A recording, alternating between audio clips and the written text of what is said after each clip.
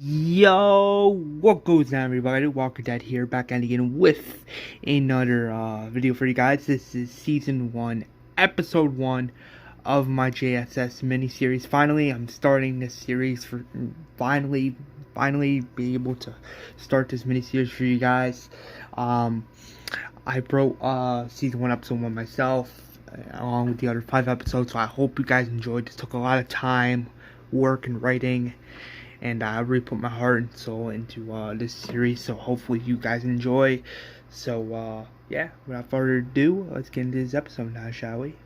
The episode begins with a younger Enid waking up from her bed.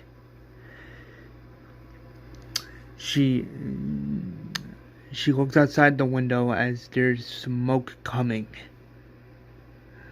She gets confused by this as she calls for her dad. Dad? Dad? She goes downstairs and sees none of her parents there. She then runs upstairs, and as she opens the door, she sees the TV on, saying that people have risen from the dead, and now they're eating each other. And as the TV is glitching, an explosion is heard in the distance as the TV is officially down, and there's walkers on the streets biting mad people. Enid is scared by this and calls for her parents again as she hears a phone. She hears it ringing. She picks it up, and it is her mother. Her mother saying, "Enid, where's your father?" Enid says, I don't know. When I woke up and I don't know, I shit downstairs. He's not here. Enid says, "Stay right there. I'm coming straight to you." As Enid hangs up the phone, she goes downstairs as she's hearing a banging noise. It is revealed to be a walker. The walker breaks down the door as the walker is going towards Enid. Enid's dad, Eiden, comes out of nowhere and grabs the walker and bangs it on the desk. He takes out his gun and he says, "Don't make me do this," as he shoots the walker in the head as he is shaking. He drops the gun and he's like, "Holy smokes. Enid, honey, kiddo, are you here?" Enid says, "Yeah, Dad, I'm here." "He's dead?" Eiden says, I know. He is, sweetie. Kiddo, I didn't want you to see that. But I don't know what's going on, but I need you to stay by me, okay?" Enid says, "Yeah." Eden opens the door as he puts Enid into his car. His mom pulls up and says, "What the fuck is going on?" Eiden says, "Watch out," as he grabs a gun and shoots the walker in the head. Enid's mom gets in the car with Enid and Enid as they're driving away. In the distance, they see a burning house that's just burning, as multiple walkers are just roaming the streets and biting mad people. Eiden just continues driving as multiple people are crying and yelling for help. He just continues driving down the street and not giving a fuck, because he knows the ones he has to protect right now are his family, his wife and daughter. Enid says, "Why don't we help them? There's room." Eiden says, "We gotta worry about ourselves right now, kiddo. Yeah, get out of here." As they are continue driving, the car stops because the car runs out of gas. Eiden gets out of the car and he's like, fuck. Enid's mom says it's okay. There's no need to panic. Enid says, "Panic? There's fucking walkers coming. Those fucking walking things are biting on people. fucking killing them and fucking eating them up, tearing their fucking. He then looks at Enid and he's like, calms down a little bit and says sorry. And his mom says it's fine. As they are walking down the street, they notice multiple helicopters are going towards Peterson, Virginia, but they notice it's getting bombed as the sun is setting. They notice that location is getting bombed. Enid sees this mysterious 5-ringed logo on one of the helicopters, and she is just wondering what in the world is that logo. And she's just curious by this. Enid's dad and mom are like, "Come on, we gotta go. We gotta get out of here now. They're bombing the area." As day 3 hits, they are just setting up camp and they are just surviving. They hear a mysterious branch break from a new character. This new character's name is Valeria. Valeria is like, you folks okay? How many of you are there? Enid's dad Eiden says, just me, my wife, and my daughter. Valeria tells Enid and her parents that they have a community that they're setting up now. That it's 55 miles from here, but it's a community we call Ashmore. Enid's like, Ashmore? Valeria says, yeah, kid. We're building the big community ourselves. We can use some extra help. We can offer you some supplies, medicine, sutures, whatever you need. And if you guys need a place to crash, other than, being on the grass, it's safe there. Enid's mom is like, what do you want to do? Enid's like, we gotta go. If this place is safe, we gotta, do it. We gotta accept the offer. I mean, if it's nice, why not? Okay, fine. What do you think, hon? Well, if it's safe, I don't see why not. Alright, I guess we're going. Enid screams, yeah! Valeria cracks up a little bit and it's like, alright, come on. Here, this is my car. Enough room for you and your wife and your daughter. And yeah, make yourself at home. Eiden says thank you very much for rescuing us and for opening your heart and taking us to this community.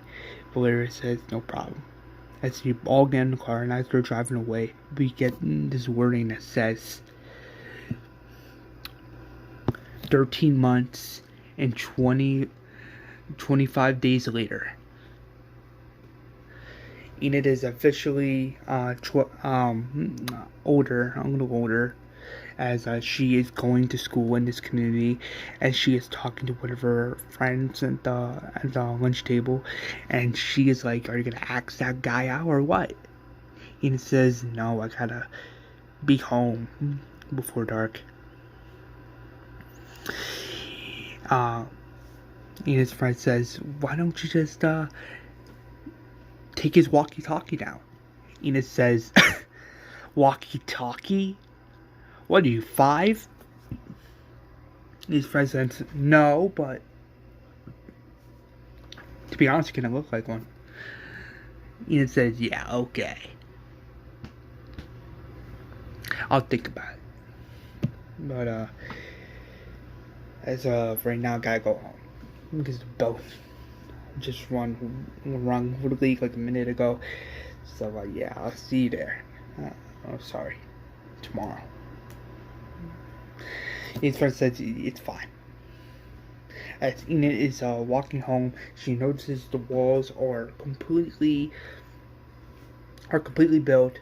They are fully billed as walkers can get in, and they are living a good life. Valeria, the leader, is training new people every day. This community has a total of 55 people. Not a lot, but it's a good number of people. But she's training her soldiers and training them every single day. And you just get this nice montage of the whole community and how life is going as Enid is at her door. She opens the door with her key, and as Eiden and its mom are like, "Hey, that's the little girl I wanted to see. How was school, hon?" Enid says it was fantastic. Eiden says, "Another fantastic day as usual, huh?" "What's wrong?" Enid says, "Nah, I just miss my old school, my old friends. I don't know. I don't even know if my old friends are still alive. But I just missed them." Eden says it's okay. We all feel that way. But unfortunately, we have to stay behind these walls. It's the only way to maintain our survival, you know? It's the only way to keep you safe. Enid says, "I know." The next day, Enid is enters the school building as Enid's friends like, "There you are. So, what did you have for dinner last night?" Enid says, "I had spaghetti. How about you?" "Pizza, as always." Oh, look at that fucking chick. "Well, what's her deal?" "No, her name is Donna. Fuck mean bitch. Mean lady. Who thinks that out there is more better than being in here. Breaks others down. Makes them feel bad about themselves. That's why I don't like her." Enid says, "Neither do I. Come on, time to go to class." As they get into class, they sit down as their teacher, Mr. Spears, teaches history. Mr. Spears is like, "History. History of the new world we call the apocalypse. Who here can tell me what they know about the apocalypse so far?" Enid. Enid says, "Well,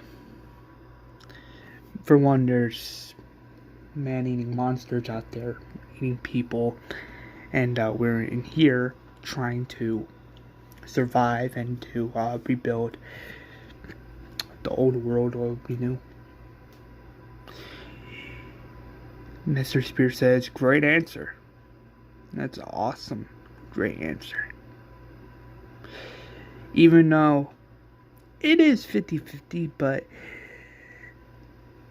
the apocalypse, the new world we live in, we hide behind walls so those things won't kill us.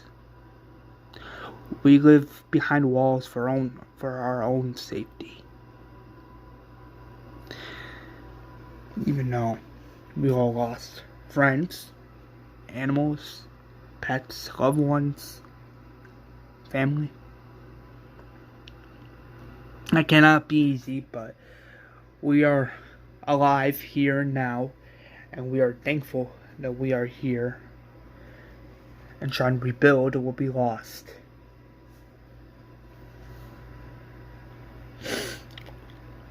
Be lost. Anyway, take out your textbooks. We're going to page 16, World War III, the events that went down in 2005. As Enid and her friend are in the hallway, they're like, come on, ask him out. I'm sure your parents won't mind. Come on. You can't just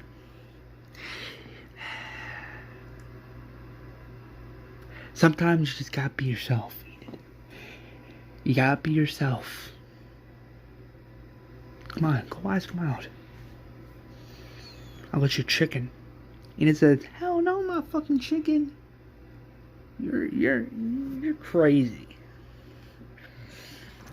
As they both laugh and giggle. Enid goes over to Craig, and Enid, it's like, hey Craig. Craig says, what's up, Enid? That history class, huh? Yeah, I think Mr. Spears is still upset that he lost his wife and stuff like that. I just hope it's okay. But anyway, I was hoping maybe after school you wanna hang out sometime or go hang out at my house. Craig says, sure, why not? I don't see why not. But yeah. I'll see you at your house at night. Tonight. You meant to say tonight, Greg. Greg says, oh, did I? Well, now see you then. Enid says, see you then. His friend is like, what did he say? Enid says, he's coming over at my house for dinner tonight. Enid's friend says, yeah, girl, you got it. That's what's up. I knew you had it in you. I knew you had it. Donna sees this and gets very, very jealous and enraged. And gets really jealous of Enid and gets really, really, really pissed off. As Enid is walking home, she sees Valeria. Valeria's like, yeah, Jane. Enid says, that's my middle name. But please, just call me by my first name. Valeria says, fine, Enid then. Where are you off to? Enid says, I'm going home. Valeria says, do you have a date tonight? Enid says, maybe. Why? Valeria says, no reason, just asking. Anyway, I gotta get back to my unit. I hope you stay safe and enjoy yourself tonight. Enid says thanks. And she laughs and giggles and walks back to her home. She opens the door and says, hey Dad. Hey Enid, how are you? Hey Dad, I was having my friend Craig is coming tonight for dinner. Is it okay if he comes? His dad says, sure, why not? Told me he's more than welcome to come over. As long as he's careful with you, of course. Dad! What? Just trying to look after for you. Anyway, pass me that wrench. Enid says, sure. A mysterious character breaks into Mr. Spears' house and slits his throat. It is unknown who this character is, but he slits Mr. Spears' throat, him being dead, and after 15 minutes gone by, he reanimates into a walker, and he is out on the street, and it is an unknown whether or not he's who he bites. Enid and Craig are in the room together, as Enid's like, listen, I know we've been friends for a while, and I know we haven't really talked as much, because in regards to the school year and being so, all over the place and readjusting to this new world, but Enid says, go on, spit it out. And that's what Craig says. Craig, listen, I have feelings for you. I know, it's stupid, but I just want you to know, as Craig kisses Enid on the lips, she's just really enjoying this, as they're kissing really good, and it looks like Craig's about to take his clothes off. It's interrupted by the screams in the street. Someone screaming help, and Enid's like, holy shit. Enid jumps from her roof as Craig screams Enid, and she falls onto the trampoline. She grabs her knife and stabs one of the walkers in the head. Eiden comes out and is like, "What happened?" Enid says, "I don't know. Something's going on, Dad. Something's happening." As we see 5 walkers on the street, Valeria and her people are getting the news of Code Red saying that there's been an outbreak inside the walls. Valeria's like, "Holy shit!" As multiple people are getting bitten and infected, Craig is running to his house. Craig says, "No, I'll find you." And he says, "What? Go to your parents. I'll find you." As they are, as multiple streets are getting blown up, multiple houses are on fire. As you hear gunshots in the background, Enid is not only shocked by this, but she is crying, knowing that crying by this, and she is just really upset. As explosions are still being heard in the background, Eden's like, "Come on, get in the car, honey, we gotta go." Eden's like, "Wait, what about Craig?" Eden says, "Now's not the time, we gotta go now. We gotta go, Enid, we gotta go. Come on." As they both get in the car, they drive out of the community as multiple houses are on fire, and all of the 35 people that are in the community are getting devoured, and I mean devoured by walkers from the outside. It is unknown whether Craig or Valeria got out, or Phoenix's friend, but we can just assume that they're still alive, as their faces are unknown. As of right now, they are driving away as the community is getting bombed and multiple trees and houses are on fire. Screams are in the background. Multiple walkers are in the community, and they are just killing and devouring everyone in there. The community Ashmore has fallen, as it is destroyed, and it is just burned down. It is destroyed. The Ashmore community is destroyed, and almost everybody, all the Ashmore survivors are dead, except for like 4 or 5 people. So yeah, as Enid and her parents on the road once again, they had to survive for their lives. As the episode ends, Enid closes her eyes, and boom, that is the end of the episode. Hopefully you guys enjoyed, and hopefully you guys really enjoyed this episode. I wrote this episode myself, and stay tuned for like season 1, episode 2 of my JSS miniseries coming hopefully next week. So yeah, stay tuned for that, and as always, stay safe, have a fantastic rest of your day, and as always, peace.